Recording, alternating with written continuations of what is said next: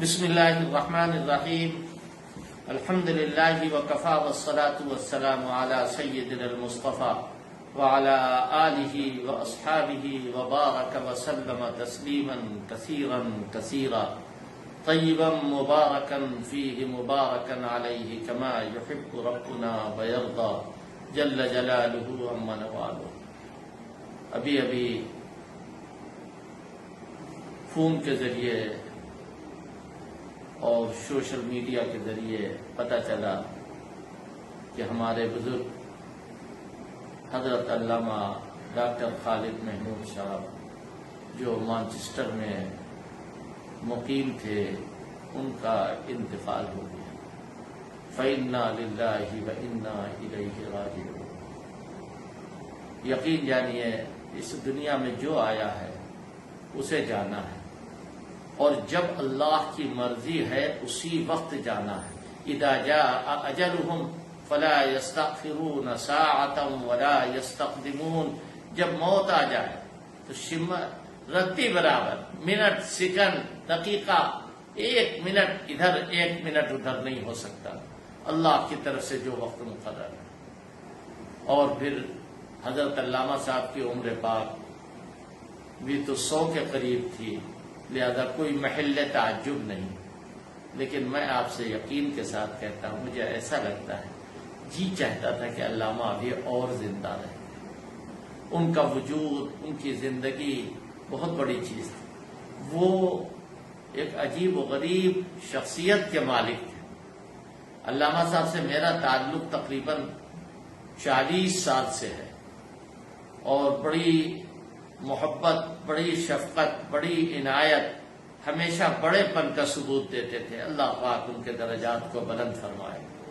اور اس کی بدایت بھی اس طرح ہوئی کہ پاکستان جب حضرت امام اہل سنت مولانا عبدالشکور فاروقی رحمۃ اللہ علیہ تشریف لے جاتے تھے تو علامہ صاحب کے والد صاحب کے وہاں بھی جاتے تھے، اور اس وقت علامہ صاحب حضرت امام اہل سنت کی خدمت میں رہتے تھے، اور حضرت امام اہل سنت سے بڑا گہرا تعلق تھا، اور احقاق حق، ابطال باطل کا جذبہ کوٹ کوٹ کر اللہ رب العزت نے ان کے اندر بھر دیا تھا۔ یوں تو علامہ صاحب کا مقام حدیث میں بھی بے مثل تھا۔ علامہ صاحب قرآن مجید کی مستقل تفسیر بیان فرماتے تھے، تاریخ مستقل ان کا ایک موضوع رہا ہے، لیکن فرق ضالہ باطلہ کی تردید میں وہ بڑھ چڑھ کر کے حصہ لیتے تھے۔ میرے ساتھ ان کا بڑا عجیب و غریب معاملہ رہتا تھا۔ اللہ تعالیٰ ان کی مغفرت فرمائے، ان کے درجوں کو بلند کرے۔ جی چاہتا تھا کہ ابھی وہ اور زندہ رہتے، لیکن یاد رکھیے اس دنیا میں زندگی تو کسی کے لیے نہیں ہے۔ اور یہ یاد آتا ہے کہ سب سے زیادہ قیمتی پوری دنیا میں جو ذات پیدا ہوئی وہ حضرت نبی کریم محمد الرسول اللہ صلی اللہ علیہ وسلم۔ حضور سے زیادہ قیمتی کوئی چیز ہے ہی نہیں دنیا میں۔ اللہ تعالیٰ نے دنیا میں جتنے پیغمبروں کو بھیجا، سارے پیغمبر ان کے درجے، ان کے مقابلے پر نہیں تھے، بلکہ یہ سید الرسل اور رسول الرسل تھے۔ تمام رسولوں کے رسول، تمام نبیوں کے نبی حضرت نبی کریم محمد الرسول اللہ صلی اللہ علیہ وسلم۔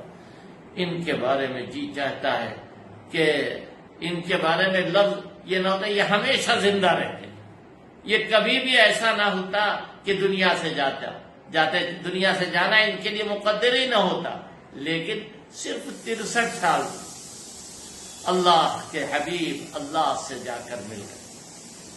اور ایسے موقع پر جب کوئی بھی مصیبت آتی ہے، صحابہ سے لے کے آج تک، تو وہ سب سے پہلے حضور کی جدائی کو یاد کرتے ہیں۔ وَإِذَا ذَكَرْتَ مُصِيبَةً تَسْلُو بِهَا وَإِذَا ذَكَرْتَ مُصِيبَةً تَسْلُو بِهَا فَاذْكُرْ مُصَابَكَ بِالنَّبِيِّ مُحَمَّدِ۔ اگر کوئی مصیبت آئے تو حضور پاک صلی اللہ علیہ وسلم کی جدائی کو یاد کر لو۔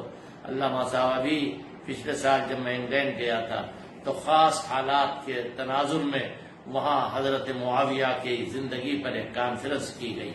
علامہ صاحب بے خود ہو کر بالکل اذکار رفتہ ہو چکے تھے، لیکن 2 آدمیوں کے سہارے سے خاص طور پر اس کانفرنس میں شرکت کے لیے مسجد نور مانچسٹر آئے۔ لہذا دل میں بہت احساس ہے کہ اخیر وقت میں وہاں موجود نہیں، علامہ صاحب کے جنازے میں شریک نہیں، لہذا اس کا قلق رہے گا، مگر اس کا بہت احساس ہے کہ حضرت کی شفقتوں سے اب ہمیشہ کے لیے محرومی ہو گئی۔ اللہ پاک ان کے درجات کو بلند فرمائے، ان کے پسماندگان کو صبر جمیل کی توفیق عطا فرمائے، اور ان کا کام کرنے والے افراد کو اللہ پاک پیدا فرمائے، اور اللہ پاک امت کو ان کا صحیح جانشین اور نعم البدل عطا فرمائے۔